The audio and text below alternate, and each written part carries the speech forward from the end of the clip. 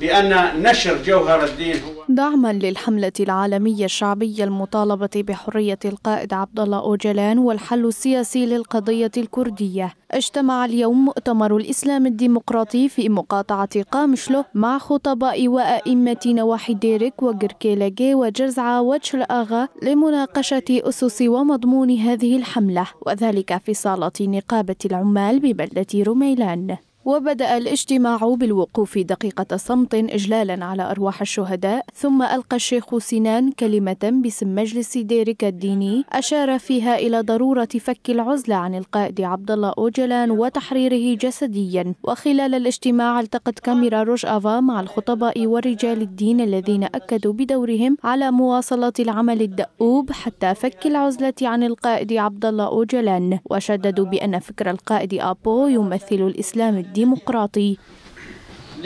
استنباطات من القرآن الكريم، ذكر ما ذكره الله جل وعلا لحقوق المظلومين، ولا تحسبن الله غافلا عما يعمل الظالمون. الله سبحانه وتعالى ينظر إليهم، يعلم ما يفعلون.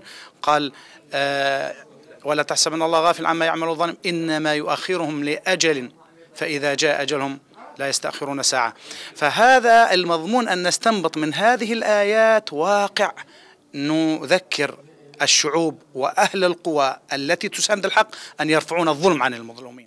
والحرية التي تكلم عنها للقائد عبد الله أوجلان، هذا الأمر يهم الجميع، لأن الشخص يهم الجميع، ومطالبتنا جميعا عن قناعة وعن فكر بهذه الحرية هي حرية وتحرير لجميع الأفكار التي تدعو لمناصرة الفقراء والمستضعفين وأهل الحق.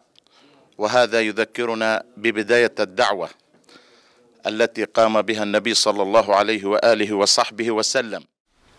وفكره وأكد المشاركون في الاجتماع أنهم كخطباء الدين الإسلامي في شمال وشرق سوريا عليهم لعب دور أساسي في الحملة العالمية الشعبية بصدد تحقيق حرية القائد عبد الله أوجلان والحل السياسي للقضية الكردية، لافتين أن حرية القائد آبو هي مفتاح الحل لقضايا الشرق الأوسط. تتضاد كل هذه الأمور لأجل تطبيق دين بأن نشر جوهر الدين هو من لب